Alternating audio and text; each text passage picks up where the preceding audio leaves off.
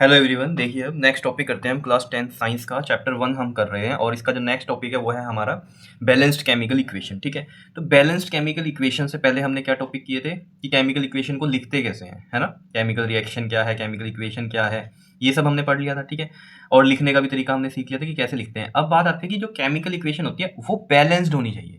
ठीक है, बैलेंस्ड का मतलब क्या होता है कि a balanced chemical equation is one where the number of atoms of each element is equal on both the reactant and product side. मतलब क्या कह रहा है कि कोई भी एलिमेंट है, ठीक है, जितने वो रिएक्टेंट साइड है, जितने एटम उसके, उतने ही एटम किस साइड होने चाहिए, प्रोडक्ट की वाली साइड होनी चाहिए। ठीक है, अब मेन बात आती है कि किस तरीके से, जैसे कि इक्वेशन है हमारी, जैसे जिंक प्लस सल्फ्यूरिक एसिड जो है वो हमें क्या देता है, जिंक सल्फेट एंड हाइड्रोजन देता है। ठीक है, तो जिंक का हमें पता है सिंबल Zn, सल्फ्यूरिक एसिड यानी कि जो हाइड्रोजन सल्फेट है हमारी वो H2SO4, जिंक सल्फेट हमारी ZnSO4 और ये H2। ठीक है, ये हमने एक केमिकल इक्वेशन लिख दी। अब ये बैलेंस्ड है केमिकल इक्वेशन एक। ठीक है, अनबैलेंस्ड भी आएंगी, उन्हीं को हमें बैलेंस्ड करना है, मेन क्वेश्चन तो वही आने वाला है। लेकिन बैलेंस्ड केमिकल इक्वेशन कैसे आई है देखो जरा। अगर हम यहाँ पर सिंपल एक ये कहानी लिखें कि ये है हमारा क्या, Zn, ठीक है, और मतलब जिंक है, इधर कितने है, ये हाइड्रोजन है हमारे पास, और ये सल्फर है और एक ऑक्सीजन है। ठीक है, तो ये मैंने लिख दिए एलिमेंट के नेम। ठीक है, अब यहाँ लिखते हैं हम नंबर ऑफ एटम्स। ठीक है, नंबर ऑफ एटम्स किसकी साइड, रिएक्टेंट साइड। ठीक है, और यहाँ लिखते हैं हम नंबर ऑफ एटम किस साइड, प्रोडक्ट साइड। ठीक है, प्रोडक्ट वाले जो हैं। ठीक है, फिर देखना यहाँ पर जितने एटम्स हमारे रिएक्टेंट साइड हैं उतने ही एटम किस साइड है, प्रोडक्ट वाली साइड मिलेंगे। देखो जरा, क्योंकि ये बैलेंस्ड केमिकल इक्वेशन है एक। ठीक है, तो इस तरीके से मैं यहाँ पर ये बॉक्स सब बना देता हूँ ताकि आपको ये ध्यान में रहे। ठीक है, देखो देखो यहाँ पर, अब जिंक के अगर आप यहाँ पर देख पा रहे हो, जिंक के रिएक्टेंट साइड देख लो कितने एलिमेंट है, एक है, तो मैं यहाँ एक लिख देता हूँ। हाइड्रोजन के कितने हैं, दो हैं, दो लिख देता हूँ। सल्फर का एक है, और ऑक्सीजन के कितने हैं, चार हैं, तो ये लिख दिए मैंने। अब प्रोडक्ट साइड देख लो, जिंक के कितने हैं हमारे, वन है। ठीक है, और फिर हाइड्रोजन के कितने हैं इधर, दो हैं। ठीक है, और सल्फर के इधर कितने हैं, वन है, और ऑक्सीजन के इधर भी कितने हैं, फोर है। तो देख रहे हो नंबर ऑफ एटम्स, अगर जिंक के हम देख रहे हैं तो वन है रिएक्टेंट साइड, और जो है नंबर ऑफ एटम प्रोडक्ट वाली साइड भी कितने हैं, वन ही है। जैसे ऑक्सीजन के देखो, ऑक्सीजन के रिएक्टेंट साइड कितने हैं, चार, और प्रोडक्ट वाली साइड भी कितने हैं हमारे, चार ही हैं। तो ये एक बैलेंस्ड केमिकल इक्वेशन है। ठीक है, अब अनबैलेंस्ड किस तरीके से आती है, जैसे जैसे हमारे पास, जैसे हमने अभी लास्ट टाइम जो की थी इक्वेशन, मैग्नीशियम प्लस में ऑक्सीजन क्या देता है हमें, मैग्नीशियम ऑक्साइड। तो अब ये बैलेंस हमें करनी है, तो देखो जरा सिंपल सी कहानी है।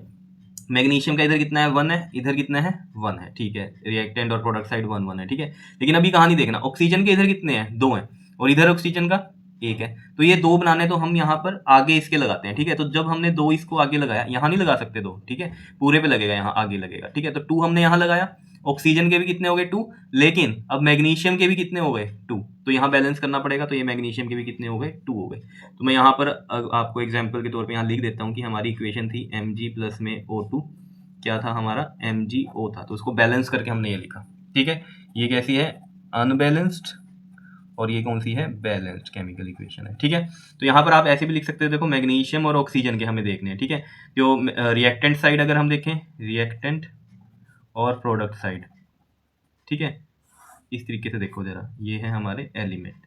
तो मैग्नीशियम का रिएक्टेंट साइड कितना था हमारा, देख लो यहाँ पर, वन था, और ऑक्सीजन कितना था हमारे, दो थे। ठीक है, और प्रोडक्ट साइड अगर हम देखें कितने थे हमारे, मैग्नीशियम वन था और ऑक्सीजन भी कितना था, वन था। तो इसको बैलेंस हम यहाँ से भी कर सकते हैं कि यहाँ ऑक्सीजन दो है, ठीक है, प्रोडक्ट वाली साइड वन है, तो यहाँ पर मैं टू से मल्टीप्लाई करूँगा, तो टू से जब मल्टीप्लाई किया, तो अगर मेरे पास इक्वेशन ये थी, तो मैं दोनों तरीके से बता रहा हूँ आपको, ये बॉक्स बना के भी और सिंपल, तो सिंपल भी आ जाता है। ठीक है, बहुत ईजी है करना। तो यहाँ ऑक्सीजन के जब दो हुए, तो ऑब्वियस ही बात है प्रोडक्ट वाली साइड, तो मुझे दो यहाँ पर लगाना पड़ेगा। अब हमने देखा क्या, ये Mg वाले भी कितने हो गए, दो हो गए, प्रोडक्ट वाली साइड। ठीक है, तो अगर ये दो हो गए तो इधर भी दो होने पड़ेंगे, तो इधर दो करना पड़ेगा, तो ये टू इधर लगा दिया। तो ऐसे ये बैलेंस्ड होती हैं। क्लियर है इतनी बात। तो आप सिंपल तरीके से चलो, जैसे मैं एक और एग्जांपल दे दूं आपको, यहीं पर ही दे देता हूँ। ठीक है, यहाँ एग्जांपल देता हूँ, सिंपल है कहानी। जैसे H2 प्लस में O2 देता है हमें H2O। ठीक है, अब इसको बैलेंस करना है, देख लो यहाँ हाइड्रोजन के दो हैं, यहाँ भी दो हैं, यहाँ ऑक्सीजन के दो हैं, यहाँ एक है, तो दो करने पड़ेंगे, तो दो मैंने यहाँ लगाया, ऑक्सीजन के दो हो गए, और रिएक्टेंट साइड भी दो ही है। लेकिन अगर आप देखो प्रोडक्ट साइड, हाइड्रोजन कितने हो गए, टू टू ज़ा फोर, फोर हो गए। ठीक है, और यहाँ पर कितने हैं, दो हैं, तो मैं इसको भी बैलेंस करूंगा, टू H2 हो गया। अब देख लो यहाँ रिएक्टेंट साइड हाइड्रोजन के 2 टू द 4 हो गए, और यहाँ भी कितने हैं 2 टू द 4, और इधर ऑक्सीजन के 2 हैं, इधर भी ऑक्सीजन के 2 हैं, क्योंकि ये 2 बाहर लगा हुआ है, तो यानी कि ऑक्सीजन के 2 हैं। क्लियर है बात, समझ में आ रही है आपके या नहीं, बताओ। सिंपल सी कहानी है। तो बैलेंस बहुत ही ईजी है। अब मेन क्वेश्चन पता है क्या आता है पेपर में कई बार कि वाई बैलेंस, हमें क्यों जरूरत है ये बैलेंसिंग करने की। तो देखो जरा, हम क्या कर रहे हैं, number of atoms reactant side और प्रोडक्ट साइड इक्वल कर रहे हैं। मेन पर्पस क्या है वो करने का, ताकि उसका मास इक्वल रहे, जितना रिएक्टेंट साइड है उतना ही प्रोडक्ट की साइड रहे मास। क्लियर है ये चीज, देखो यहाँ पर लिखी हुई है हमने कि वाई बैलेंस की जो टोटल मास है रिएक्टेंट का should be equal to the total mass of product. अब जैसे यहाँ mg इधर 1 था, ठीक है, इधर भी 1 है, ठीक है, यहाँ ऑक्सीजन 2 है, यहाँ 1 है, तो ऑब्वियसली बात है यहाँ अब ये ऑक्सीजन 2 है और यहाँ 1 है, तो इसकी वजह से क्या होगा, एटम्स अलग हो गए ना, यहाँ 2 एटम हो गए और यहाँ पर 1 एटम हो गया, तो मास भी डिफरेंट हो गया। फिर ये मास जो है बैलेंस करना पड़ेगा। ये बैलेंस हमने किया जब हमने एटम बैलेंस कर दिया, एटम बैलेंस हो गए तो मास बैलेंस हो गया। अब इधर जब 2 ऑक्सीजन हो गए थे, ठीक है, इधर भी 2 ऑक्सीजन हो गए, लेकिन इसको बैलेंस करने के चक्कर में यहाँ मैग्नीशियम भी 2 हो गए, तो फिर इसको भी करना पड़ेगा इधर मैग्नीशियम 2, ठीक है ना, क्योंकि मैग्नीशियम का भी तो मास बराबर करना पड़ेगा ना रिएक्टेंट साइड और प्रोडक्ट साइड। क्लियर है, जैसे ऑक्सीजन का हुआ, अब मैग्नीशियम का अगर बिगड़ गया तो फिर बात है उसको फिर इधर हमें सुधारना पड़ेगा रिएक्टेंट साइड भी। क्लियर है, समझ में आई बात। तो ये है कि बैलेंस करना क्यों है, क्योंकि हम क्या कर रहे हैं एक्चुअली में, बैलेंसिंग करके हम मास को इक्वल कर रहे हैं रिएक्टेंट वाला और प्रोडक्ट वाली साइड, ठीक है। अब मास को इक्वल क्यों कर रहे हैं, क्योंकि हमारा एक लॉ है, क्या है वो लॉ ऑफ कंजर्वेशन ऑफ मास, ठीक है, ये पढ़ा भी हुआ है आपने। तो ये फॉलो करता है क्या, हमारा लॉ ऑफ कंजर्वेशन ऑफ मास। क्या था वो मास, क्या था वो law, mass can neither be created nor be destroyed, ये पढ़ा हुआ है आपने। तो वही कहानी, अभी मास जो है हमारा ना तो हम घटा सकते हैं इस साइड और ना ही बढ़ा सकते हैं, तो फिर क्या होगा, बराबर रखना पड़ेगा, तो उसके लिए बैलेंस करनी पड़ेंगी इक्वेशंस, क्योंकि ये किसको फॉलो कर रहा है, लॉ ऑफ कंजर्वेशन ऑफ मास को। और लॉ ऑफ कंजर्वेशन ऑफ मास क्या कहता है, मास can neither be created nor be destroyed. Clear है इतनी बात। तो जो क्वेश्चन है वो कई बार इस तरीके से पूछता है कि हमें ये बैलेंसिंग क्यों करनी पड़ती है, तो हम क्या क्यों कर रहे हैं बैलेंसिंग, ताकि जो मास है रिएक्टेंट साइड का वो इक्वल हो जाए मास ऑफ प्रोडक्ट के, ठीक है। और क्यों करना पड़ रहा है ये, क्योंकि ये फॉलो करता है लॉ ऑफ कंजर्वेशन ऑफ मास, ये पूरा लिखना पड़ेगा आपको, और उसके बारे में भी बता सकते हो लॉ ऑफ कंजर्वेशन ऑफ मास क्या है, ठीक है।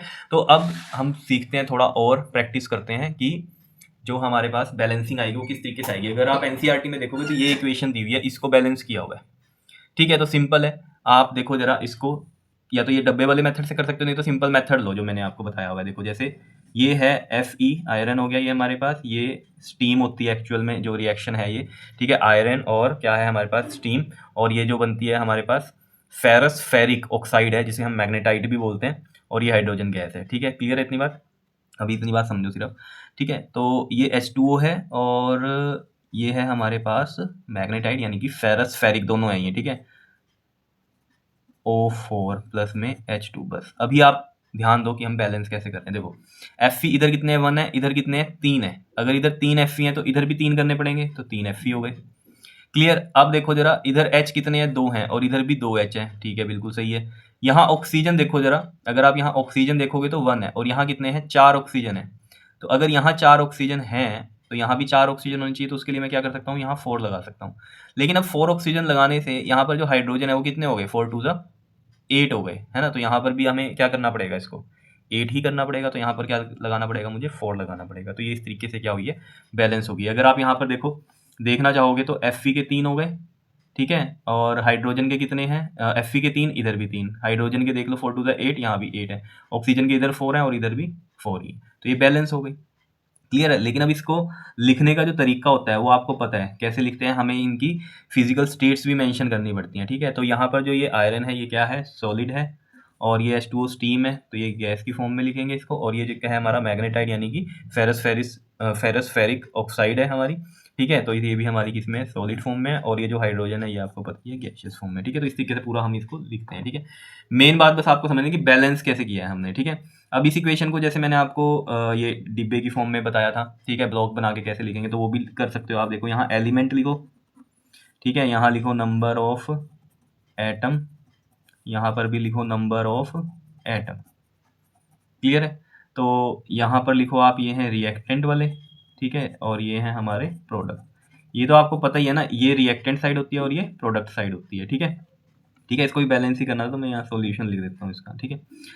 अब देखो जरा इस तरीके से ये लाइन लगाओ आप, ठीक है। ये मैं इसलिए बता रहा हूँ आपको कि अगर आप देखोगे एनसीईआरटी में इस तरीके से बताया होगा, ठीक है, तो इस तरीके से भी कर सकते हो, नहीं तो जो मेथड मैंने आपको बताया वो बिल्कुल सही है, ठीक है। एलिमेंट देखो यहाँ Fe है, हाइड्रोजन है और ऑक्सीजन है, बस इन्हीं को देखना है। अब रिएक्टेंट साइड आप देख लो कितने हैं, 1 है, Fe और H कितने हैं, 2 हैं, और ऑक्सीजन कितना है, 1 है। अब प्रोडक्ट साइड देख लो, Fe कितने हैं, 3 है, और हाइड्रोजन कितने हैं इधर, 2 हैं, और ऑक्सीजन कितने हैं इधर, 4 है। ठीक है, अब मैं यहाँ इक्वेशन दोबारा लिख रहा हूँ। देखो ये बैलेंस होगी है यहाँ, ये ओके होगी है कहानी। ठीक है, फिर भी मैं आपको दोबारा करके बता रहा हूँ कि जिसको ऐसे समझ में नहीं आता वो ऐसे कर लिया करो। देखो जरा दोबारा इक्वेशन लिख रहा हूँ मैं, Fe प्लस में H2O, और ये हो गया हमारा Fe3O4 प्लस में H2।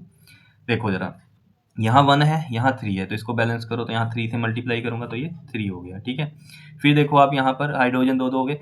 ऑक्सीजन देखो जरा, ऑक्सीजन यहाँ 4 है। ठीक है, यहाँ ऑक्सीजन कितने हैं, 4 है, तो यहाँ पर भी 4 होने चाहिए, तो मैं इसको 4 से मल्टीप्लाई करूँ।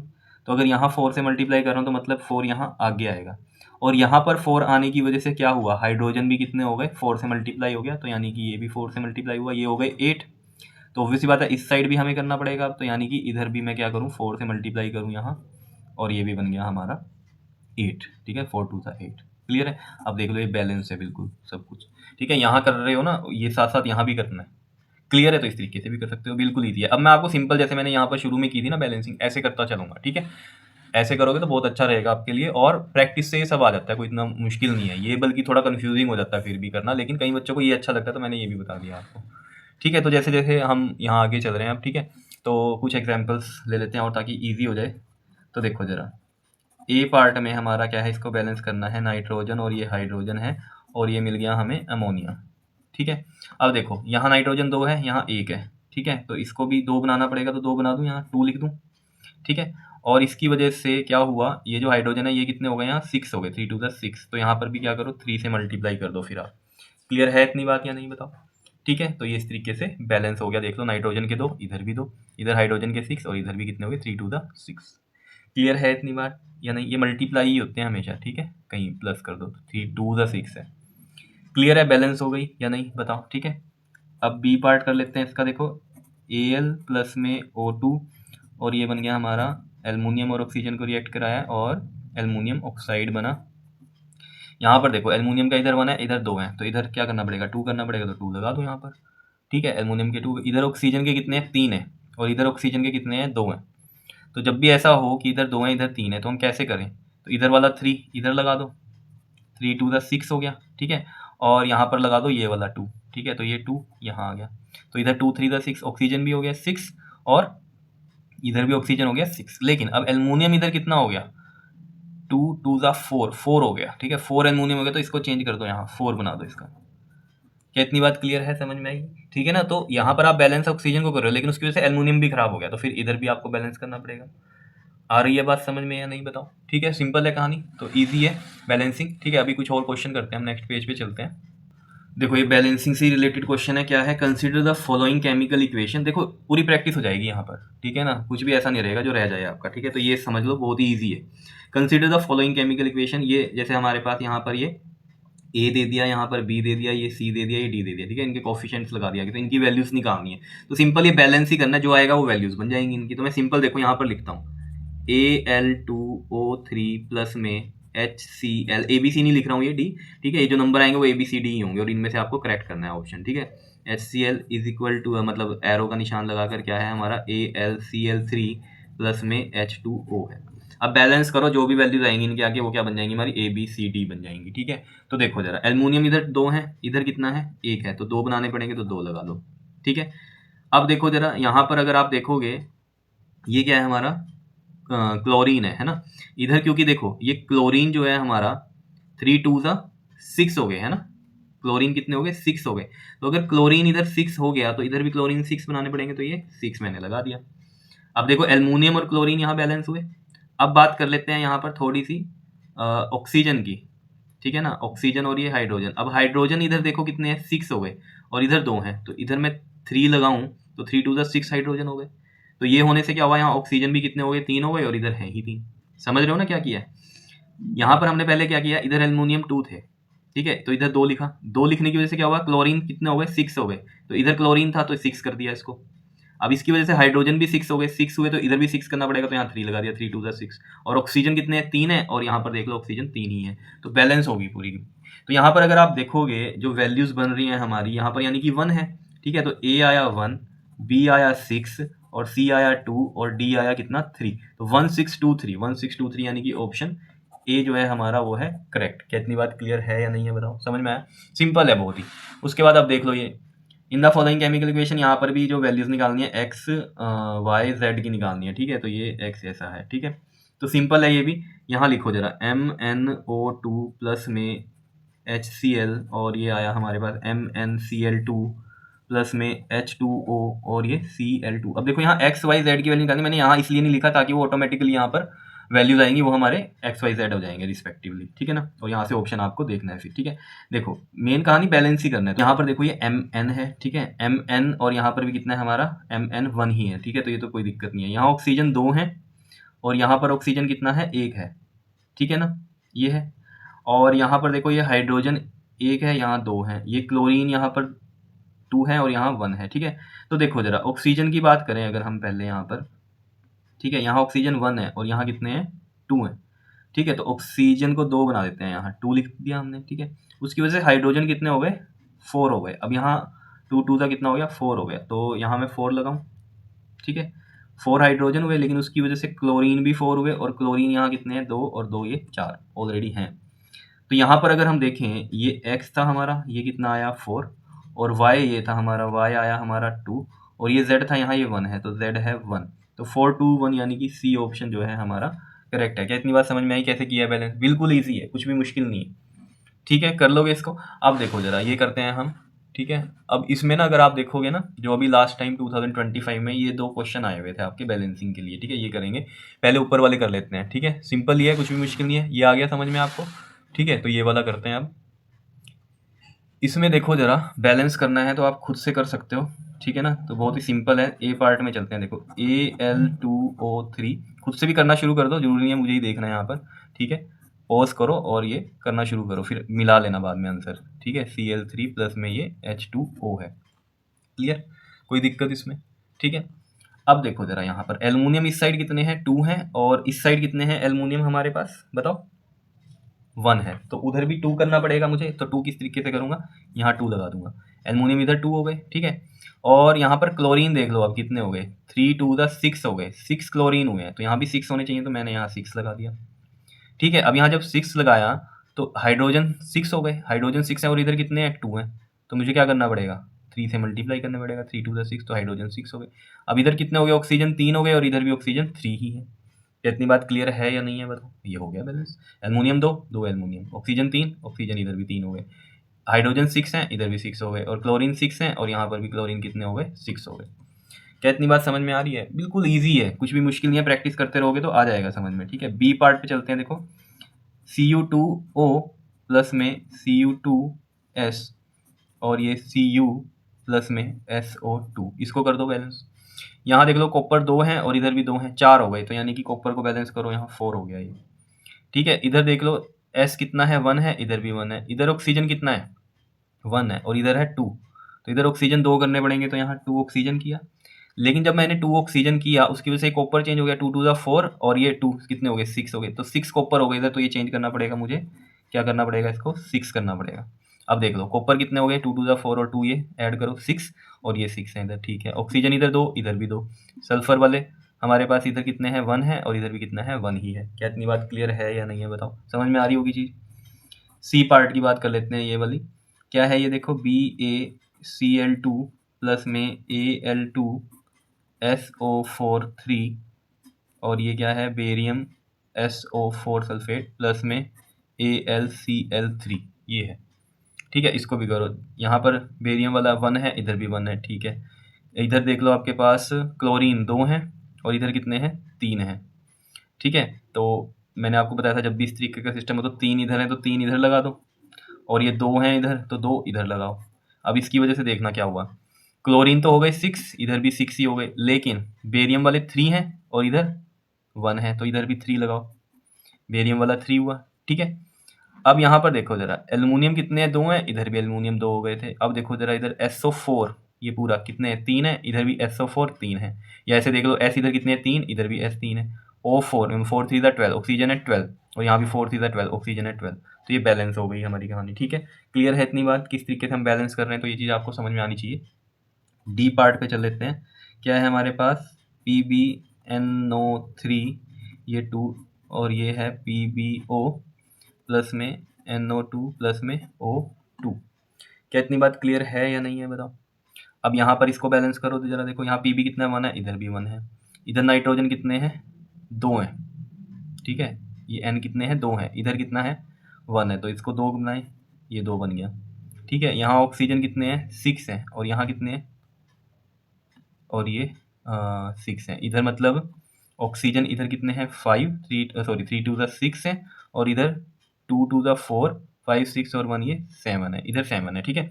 अब इसको हम कैसे करें, इधर तो कई सारे ऑक्सीजन हो गए, ठीक है, और ये इस तरीके से हो रहा है, तो इस तरीके से कभी भी अगर हमें इधर बैलेंस बनाना है ना, ठीक है, तो हम क्या करें, यहाँ 1 से मल्टीप्लाई करके तो कुछ नहीं होने वाला, 2 से करो। अगर मैं ये 2 से करूँगा तो देखो जरा, अब सारी कहानी चेंज हो जाएगी, दोबारा से देखेंगे इसको, देख लो 2 जब हमने किया तो 3 2 6 एंड 6 2 12 हो गया था, ठीक है। लेकिन इधर ये Pb कितना हो गया 2 हो गया, अगर ये Pb 2 हुआ तो इधर भी 2 करना पड़ेगा, तो मैं 2 से मल्टीप्लाई करूँ। अब देखो जरा ध्यान से, Pb 2 हो गया, ठीक है, और N कितने हो गए हमारे पास, ये 2 तो ये है ही है, और 2 ये 4 हो गए, N 2 2 4 है ना, N 4 हो गए, और यहाँ N कितना है हमारा 2 है, ठीक है, तो इसको 4 करना पड़ेगा, तो मैं यहाँ पर 4 से मल्टीप्लाई करूँगा, ठीक है। अब ये 4 करने की वजह से क्या हुआ, पूरा चेंज हो जाएगा, ठीक है ना, तो N 4 हो गया। अब ऑक्सीजन को देख लो जरा, ऑक्सीजन कितना हो गया 3 2 6 2 12, इधर है ऑक्सीजन 12, और इधर भी देखना 12 बनेंगे, ऑक्सीजन के इधर 2 हो गए, प्लस में 4 2 8 ये हो गया, और 2 ये हो गए, तो ये भी 12 हो गए, है ना, समझ रहे हो, ऑक्सीजन के 2 ये 2 4 8 और 2 10 हो गया, 10 और 2 12 हो गए, है ना, 12 ऑक्सीजन हो गए। अब दोबारा देख लो जरा कि बैलेंस हुई है नहीं, Pb देख लो 2 है, इधर भी 2 है, N इधर कितने हैं 2 ये और 2 ये, 2 मतलब कितना हो गया 2 2 4, इधर भी 4 है N। O देख लो ऑक्सीजन 3 2 6 6 2 12 है इधर, तो ऑक्सीजन के 2 ये 4 2 8 और 2 ये कितने हो गए, ये भी 12 हो गए, तो ये बैलेंस हो गई। क्या इतनी बात क्लियर है या नहीं है, बहुत इंपॉर्टेंट है ये, ठीक है, ये आगे आपकी आएंगी अभी इक्वेशंस, ठीक है, कि कैसे ये हो रही हैं, लेकिन अभी के लिए याद करो कि बैलेंस कैसे कर रहे हैं हम, सिंपल बिल्कुल ही, कुछ भी मुश्किल नहीं है, ठीक है। उसके बाद बात कर लेते हैं यहाँ ई पार्ट की। अब ई में देखना, ये दोनों मैंने आपको बताए थे बोर्ड में आए हैं इस बार, ठीक है ना, तो अगर ये इस बार आए हुए 2025 में तो इंपॉर्टेंट है, तो आप ये देख लेना क्या है। अब ये तो जैसे आया हुआ है इस तरीके से, पी क्यू आर एस की वैल्यू निकाल दो इसमें, और ये जो एफ है ना, इस ये पार्ट कैसे आया हुआ था क्वेश्चन की, हम बैलेंस क्यों करते हैं इक्वेशंस को, ये रीज़न बताना है, और वो लो भी आपको बताना है। तो बैलेंस क्यों करते हैं, क्योंकि हम जो मैंने अभी आपको रीज़न पहले बताया था क्या, कि जो मास है रिएक्टेंट साइड वो इक्वल होना चाहिए मास ऑन प्रोडक्ट साइड, कोई भी एलिमेंट है, ठीक है, जितना वो रिएक्टेंट साइड है उतना ही कहाँ होना चाहिए उसका मास प्रोडक्ट वाली साइड होना चाहिए, इसलिए बैलेंस करते हैं हम, क्योंकि एटम बैलेंस हो गए तो मास बैलेंस हो जाएगा, है ना। और क्यों करते हैं ये, क्योंकि ये लॉ कौन सा फॉलो करता है, law of conservation of mass, और वो क्या है law of conservation of mass, कि mass can neither be created nor be destroyed, ठीक है। तो ई पार्ट में चलते हैं, देखो मैं ये पी क्यू आर एस की वैल्यू बताऊंगा आपको बैलेंस करके, लेकिन पहले आप ये ए एल लिख दो, पी वगैरह मत लिखो, ये H2O हो गया, ये Al2O3 और ये H2, देखो सिंपल है, एल्युमिनियम इधर 1 है इधर 2 है, तो इसको 2 कर दो, अपने आप बैलेंस होती चल जाएगी, ठीक है। यहाँ हाइड्रोजन कितने हैं 2 हैं, इधर भी 2 हैं, कोई दिक्कत नहीं, यहाँ ऑक्सीजन 1 है, यहाँ 3 है, यहाँ 3 ऑक्सीजन है, तो 3 ही मुझे यहाँ पर करना पड़ेगा। अब जब 3 ऑक्सीजन इधर की है तो हाइड्रोजन चेंज हो गया 6 हो गया, तो ये भी 6 करना पड़ेगा, तो 3 लगा दो। क्लियर है इतनी बात या नहीं बताओ, ठीक है, सिंपल है कहानी, कुछ भी मुश्किल तो नहीं है इसके अंदर, तो ये चीज़ आपको आनी चाहिए, प्रैक्टिस से आ जाएगी, ठीक है। लास्ट करते हैं अब, जिसमें मैंने आपको बोला था कि क्वेश्चन साथ में क्या आया हुआ था, ये दिखा नहीं आपको, ठीक है, ये दिखा नहीं होगा, मैं दोबारा बता देता हूँ, देखो दोबारा करके बता देता हूँ, ठीक है। देखो ये थी इक्वेशन, एल्युमिनियम प्लस में H2O Al2O3 प्लस में H2 थी, मैंने कहा यहाँ एल्युमिनियम 1 है, ठीक है, कितने एल्युमिनियम है 1 है, यहाँ 2 है, तो इधर भी 2 करना पड़ेगा, तो 2 कर दिया हमने, ठीक है। उसके बाद यहाँ हाइड्रोजन 2 है, यहाँ भी 2 है, ठीक है, यहाँ ऑक्सीजन 1 है, यहाँ 3 है, तो 3 इधर करनी पड़ेगी, तो 3 इधर करूँ, उसकी वजह से हाइड्रोजन चेंज हो गया, 3 2 6 हो गया, तो इधर भी 6 करना पड़ेगा, तो ये 3 से हमने इसको मल्टीप्लाई कर दिया। क्लियर है, तो देख लो एल्युमिनियम 2 एल्युमिनियम, हाइड्रोजन 6 ऑक्सीजन इधर 3 इधर भी 3, बैलेंस हो गई। क्लियर है इतनी बात, ठीक है। अब हम एफ पार्ट करते हैं, ठीक है, तो ये समझ में आई गया आपको, ये जो एफ पार्ट है ये कैसे आया हुआ था, कि बैलेंस क्यों करते हैं, ठीक है, और उस लॉ को भी आपको बताना था, ठीक है। इस तरीके से सही क्वेश्चन अगर मैं पढ़ के बताऊं कि why do we balance a chemical equation, name and state the law that suggest the balancing of chemical equation, ठीक है। तो वाई डू वी बैलेंस जो आप लिखोगे, क्योंकि mass of reactant should be equal to mass of product, ठीक है, elements के। और किसको फॉलो करता है ये, लॉ ऑफ कंजर्वेशन ऑफ मास, ठीक है, ये नेम हो गया उस लॉ का, और उसको स्टेट कर दो कि mass can neither be created nor be destroyed, ठीक है। अब इसको बैलेंस करते हैं, बैलेंसिंग के लिए भी आई हुई थी इक्वेशन, Zn प्लस में H3PO4 Zn3 PO4 और ये रहा 2 और ये रहा H2। तो सिंपल है, देखो जिंक इधर 1 इधर 3 है तो इधर 3 लगा दो। इधर हाइड्रोजन कितने हैं, 3 है और इधर कितने हैं, 2 हैं। ठीक है, तो ऑब्वियस सी बात है, इसको हमें कैसे बैलेंस करना पड़ेगा। इधर कितना है, ये हमारा 2 है ना, तो 2 इधर लगाओ और ये वाला 3 है, ये 3 इधर लगाओ। तो देख लो 3 2 6 हो गया, ये भी 6 हो गया। अब ये PO4 कितने हैं, 2 हैं, इधर भी PO4 2 ही है। P के 2 हैं, इधर P के 2 हैं। O 8 है और इधर भी O 4 2 8 8 हो गए, तो सारी बैलेंस हो गई। 3 Zn + 2 H3 PO4 Zn3 PO4 2 और ये 3H2। देख लो जिंक के 3 जिंक के 3, H इधर कितने 6, इधर भी 6 हो गए। P के 2 P के 2, O के 8 और इधर भी O के 8, तो ये बैलेंस हो गई। क्लियर है, इतनी बात समझ में आ गई होगी बैलेंस कैसे करते हैं। बिल्कुल ही ईजी था, लेकिन इंपॉर्टेंट बहुत है ये, तो ये आपको आना चाहिए करना। Clear, okay ji, thank you.